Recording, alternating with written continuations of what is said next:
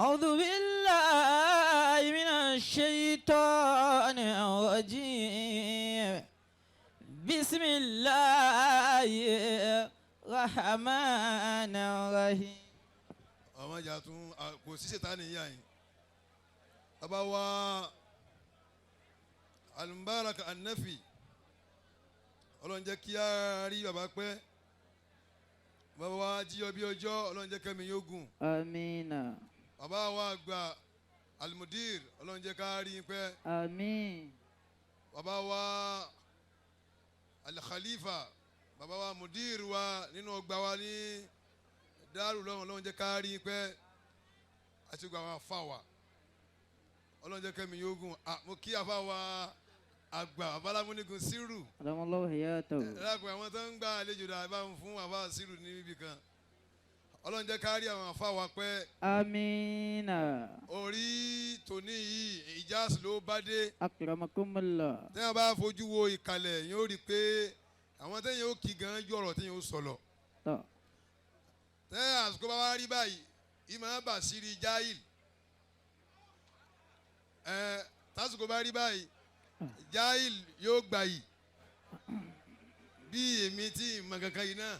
Akramakumullah. àbá wa àgbà látòṣòdì Ọlọ́run jẹ́ mi yóò gùn. Amina. àbá wa Ali Baba Ọlọ́run jẹ́ àárín pẹ́. Amin. mo kẹ́yìn tí ó yẹ kí n kí ẹ má bínú kí tèmi máa yàtọ̀ sí táwọn tó ti kú omi ẹ̀. àbá wa Al-Fulani Ọlọ́run jẹ́ kẹ́mi yóò gùn. Amin. àbá wa Ahmadu Mukhtar Adamallahu hayatahu. sí ogo wa ta wá pétì níyà yín ilé ní pẹ̀lú pé Ọlọ́run ṣe wọ́n lọ́mọ dáadáa fáwọn òbí wọn. ẹ̀rí kan gbàtí màmá yọ lẹ́ẹ̀kan gbogbo wa la nàró takriman libniha gbàtí àwọn Khalifa Mudiru yọ lẹ́ẹ̀kan gbogbo wa la nàró ó ṣeéṣe kí n pàdé wọn bì kan kí n kàn dúró mi àbáyé kí n náwó sàn báyìí mo á fi àbúrò wọn pọ́n wọn lé àfàbúrò wọn pọ́n wọn lé nábàáyá yẹn lápẹ́lẹ́ àpẹ́lẹ́ náà ló gbà tọ́ba jẹ́ kí wọ́n náà ló bá ní àpẹ́lẹ́ náà ló gbà nítorí tí ó gbé wa nàró kó níbi tá a jókòó sí fẹ́yàn kan yóò ní ṣe ni o inú kó jẹ́ àbí kán bá jẹ́ wọ́n lè báyàn jẹ́ nǹkan èyàn máa kíyàn pẹ̀lú pé bàbá rẹ̀ dáa nígbà míì kó làbọ̀ wọn ò dáa inú kó jẹ́ àbí kán bọ́ jẹ́ àbá wa Ahmadu Mukhtar Adamallahu hayatahu. gbogbo wa ń sáré bọ̀ bí ẹni pé wọ́n ń nà wá lẹ́gba ni àtàbújá mo dé lànà nítorí pé kí n lè meet up bí èèyàn sì ní odò ọ̀bù bí pọ̀ gan wọ́n ń sáré bọ̀ pé kó má kàwá mọ́ ojú ọ̀nà mo kí ìràwọ̀ ńláńlá tó wà ń bẹ̀ wọ́n èmi ò lè má kí yẹn tèmi o gbàdé yẹn ò ní kí ó tẹ̀yìn ó kọ́ àwọn èèyàn àfa wa àgbà pẹ́lẹ́ ànábì Ọlọ́run já rí yín pẹ́. Amina. Ọlọ́run jẹ́ kẹ́mi yóò gùn. Amin. wala hawla wala quwwata illa billah. Illa bil aliyyil azim. ẹ rí àfa wa Ahmadu Mukhtar Adamallahu hayatahu. ẹ kú oríire ẹ kú oríire ẹ kú oríire oríire náà kò ní bàjẹ́. Amin. ẹ ti wà nípamọ́ tipẹ́tipẹ́ Ọlọ́run fà yín bóde ni Ọlọ́run má tún jẹ́ relegate mọ́ láéláé. Amina. Al-Azil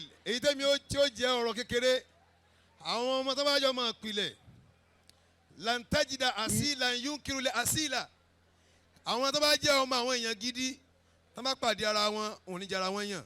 In akhadha shakara. In akhasa shakara in akhasa tí ọmọ pilẹ̀ bá pàdé ara wọn àwọn tó jọ bí wọn bá kan náà in akhasa shakara tó bá ráǹfààní kan látọ̀dọ̀ rẹ yóò du ọpẹ́ náà. Wa in ra'a satara. Wa in raha tó bá sì tún rá nǹkan kan tí ò dánú àlámọ̀rí rẹ àbí ó ráṣí rẹ kan sàtàrà kò ní tu ó ní rí èèyàn kó máa tú àṣírí èèyàn kó wá jọ mọ àwọn èèyàn gidi báwọn bàbá rẹ ti ṣe náà ló náà ń ṣeun in akhasa shakara wa in ra'a satara tí ó bá rí nǹkan kan lára èèyàn tí ò dá yóò bò. Wa in ahabba bazala hatta. Wa in ahabba basala. Akramakumullah. In ahabba tó bá sì nífẹ̀ẹ́ rẹ tẹ́jọ pàdé ara yín bazala yóò bùn wọn náà nífẹ̀ẹ́ padà. Hatta fi khisamihi asil. Hatta fi khisamihi asilun kódà kẹjọ máa jà kò ní yí padà nípìnlẹ̀ òun náà kò ní torí ìbínú tó bí kó wá máa tó àṣírí rẹ̀. Allah. àfa wa Ahmadu Mukhtar Adamallahu hayatahu. ọmọ ìpìlẹ̀ tó confam àfọwọ́n yàrá àbí tèmi náà ni wọ́n. àjọ sáyà sí di ìjẹta ni mo máa ń fi àkáǹtì kan wò wọ́n wọ́n máa ń gẹ̀ẹ́tì mi mo wá pa àkáǹtì wọn dà mo wá gbé e sí eléwé wọn ò mọ̀ pé mi ni ó kọ yíbò gan ni mo fi sí John mo wá gbéwé síbẹ̀ mo gbà wọ́n gbọ́n wòlíì Ọlọ́run mo máa ń fi àníyàn sí ní tán bá ń ṣe ìrìn àjò wa tá a rìn káàkiri ọ̀pọ̀ kọjá ká má ló ń jálàbí kan tí ń ṣe jálàbí fún wa kì í sóògùn ni ò jẹ́ kó rí ifọ́ ìwọ wo orí Facebook wò nísìnyí kó tó sí láì méjì ó ti kàn mí inú ká máa bú mi àbí ká máa yìn mí náà ni o sì ní problem láyé kó má gùnkè o sì lè gùnkè láì ní problem subhana rabbika. وبالعزة عما يصفون السلام على المرسلين الحمد لله. Government ẹ bá ń pariwo Ọlọ́run lẹ́ẹ̀kan náà. Allahu akbar. ẹ pariwo Ọlọ́run lẹ́ẹ̀kan náà. Allahu akbar.